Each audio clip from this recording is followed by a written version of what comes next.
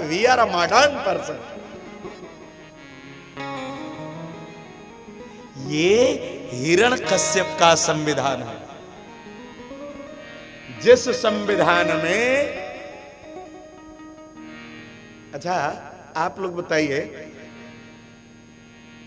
Mobile कम से कम 1000 का है, इससे भी कम का आता होगा मुझे पता नहीं, 20, 25, 30 हजार का, लाखों लाखों का। मोबाइल नहीं था तब भी हम और आप जिंदा थे ना। सी प्लेन नहीं था तब भी हम आप जिंदा थे, और अब से थोड़ा अच्छे से जिंदा थे। लेकिन अन्न नहीं रहेगा तो जिंदा रहेंगे। कलौ अन्न गते प्राणा।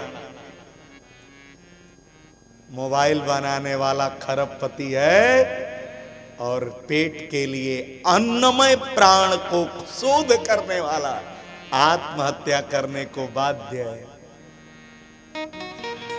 ये हिरण्यकश्यप का संविधान है।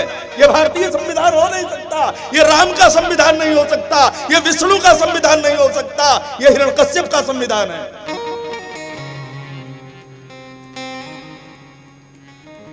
जिस संविधान में आतंकवादियों को मलाई खिलाई जाए और राम जपने वालों को कोड़ा खिलाया जाए, वो संविधान हिरण्यकश्यप का होता है, वो संविधान राम का नहीं होता है। जहां कोई सत्कर्म करते हुए मिले, जय विधि हो ही धर्म निर्मूला, करहि सो सकल भेद प्रतिकूल। जो धर्म का आचरण करे उसे तो राज से बाहर कर दो, फिर भी ना माने तो उसकी हत्या कर दो। निगमानंद की हत्या शायद इसीलिए हुई थी। जो सत्कर्म करे उसे जिस देश में जीने का अधिकार नहीं हो, उस देश पर मानना चाहिए कि हिरण्यकश्यप का संविधान चल रहा है। हिरण्यकश्यप का संविधान।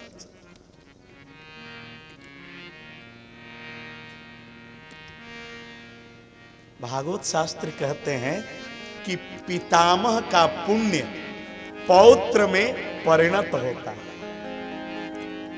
हिरण्यकश्यप की पत्नी है कयाधु। हिरण्यकश्यप जितना दुष्ट है, कयाधु उतनी ही भगत है। हिरण्यकश्यप के डर से चोरी चोरी भजन करती है।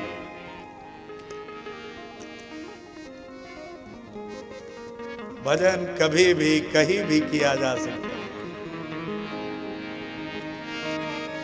जिस देश में, जिस वेश में, परिवेश में रहो,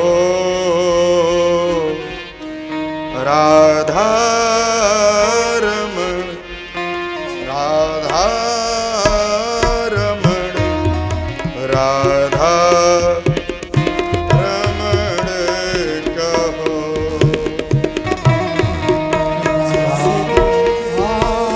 रमण सभी गाइए।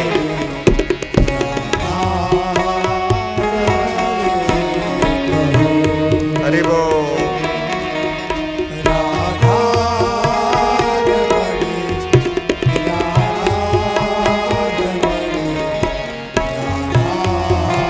भगवान चाहे हिरण्यकश्यप के राज्य में रखें, चाहे रावण के राज्य में रखें, चाहे राम के राज्य में रखें,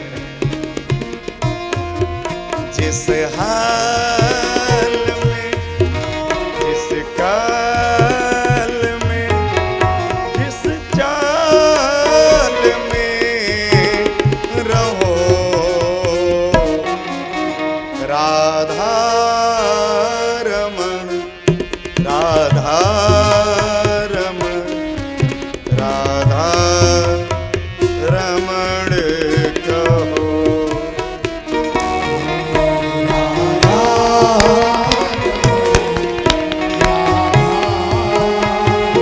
बलिहारी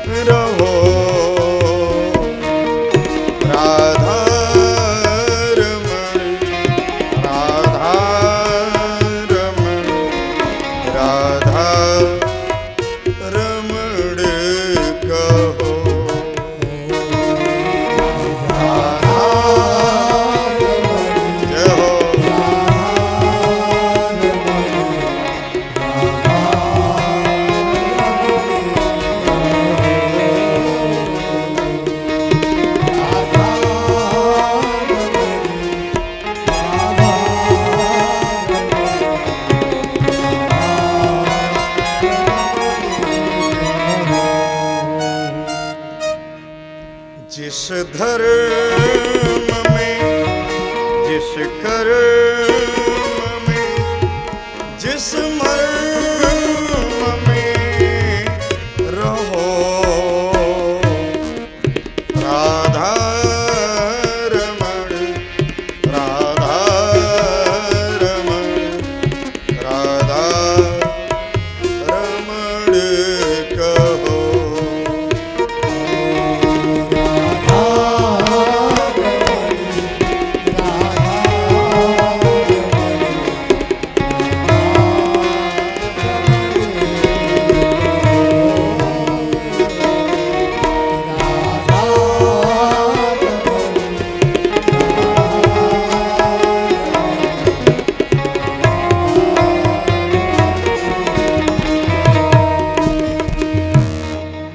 जिस मान में, सम्मान में, अपमान में रहो,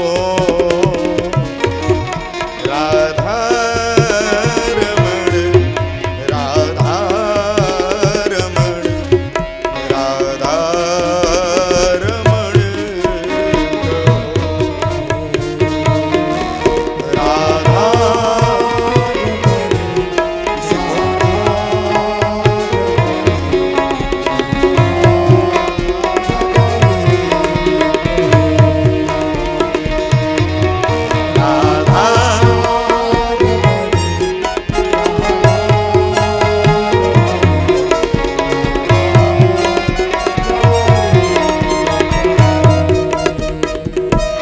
यादो मैया उतनी ही भगत हैं, दुष्ट की पत्नी हैं, लेकिन रोज भजन करती हैं, रोज कीर्तन करती हैं और मंद स्वर में प्रभु को याद करती हैं ताकि कहीं मेरा पति सुन न ले। यादो मैया भगवान से एक ही चीज मांगती हैं, हे परमात्मा मेरे पति का उद्धार कर देना। रोज पूजन के बाद आप लोग पूजन करते हैं ना सभी लोग, और मुझे उम्मीद है कि करते होंगे। कोई जरूरी नहीं है कि आप श्री सूक्त पुरुष सूक्त का पाठ करें, यह भी जरूरी नहीं है कि आप हनुमान चालीसा पढ़ें, यह भी जरूरी नहीं है कि अगरबत्ती जलाएं, लेकिन जो आपके घर में पूजन का स्थान है ना, वहां 2 मिनट 5 मिनट बैठिए जरूर, और बैठिए तो भगवान से बात करिए, भगवती से बात करिए। आप जिस देवता देवी को मानते हैं उनसे बात करिए, अपनी बात कहिए। ये एक अद्भुत पूजन है, अपनी बात परोसिए। पेड़ा एक दिन न परोसें तो काम चलेगा, लेकिन अपने आप को रोज परोसिए। जो गलत हो जाए उसे तो उसी समय परोसिए, परिणाम बड़ा सुंदर आएगा हो। बस शर्त है कि कुछ मांगिए मत। एक हमारे मित्र हैं आप लोगों के बगल में, लगभग काफी लोग जानते भी होंगे। 11 दिन यज्ञ कराए, अद्भुत व्यवस्था करके प्राण प्रतिष्ठा भई, मंदिर बना। 11वें दिन कहा, पंडित जी आप एक बात बताइए, हमारे गांव भर के लोग कह रहे हैं कि इस मंदिर पर मुख्य द्वार पर मेरा नाम लिख दिया जाए, परिवार का नाम लिख दिया जाए। माता पिता पूर्वजों का तो नाम समझ में आता है, वो देवता है, लेकिन मेरा नाम आप बताइए, ये घर किसका है? राम ने कहा, भाई साहब आपका घर और भगवान का घर, ये सब तो भगवान का ही घर है। कहे तो ये बताइए, भगवान का घर बनाने लायक हम लोग हो गए हैं? और सबसे विनती किया कि कहीं किसी का नाम नहीं लिखा जाएगा, भगवान का घर है, और भगवान के घर पर भगवान का भी नाम लिखने की जरूरत नहीं है। भगवान का मांगने की जरूरत इसलिए नहीं है कि कहीं भगवान ने कुबेर को कह दिया हो कि मंत्री जी के खाते में 15 लाख जाना चाहिए,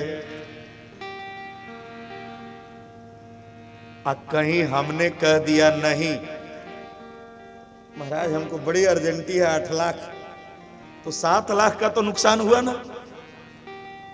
अच्छा, अगर हमारे अंश में 2 लाख लिखा है तो माथा फोड़ी भी हम करेंगे तो 2.25 लाख आने वाला नहीं। इसलिए no any kind of demand with God और गॉडेस।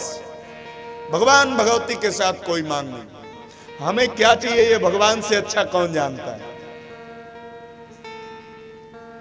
हमें किस चीज की जरूरत है मेरे प्रभु से अच्छा कोई नहीं जानता।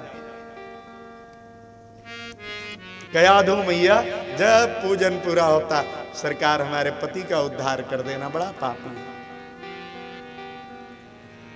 परिणाम यह हुआ कि एक दिन हिरण्यकश्यप वन से वापस आया और आते ही कहा कयाधु तुम जानती हो मैंने जंगल में घोर आश्चर्य देखा। बताइए नाथ क्या आश्चर्य देखे। जानती हो एक पीपल के कोटरे में एक तोता था। तो इसमें कौन आश्चर्य की बात है।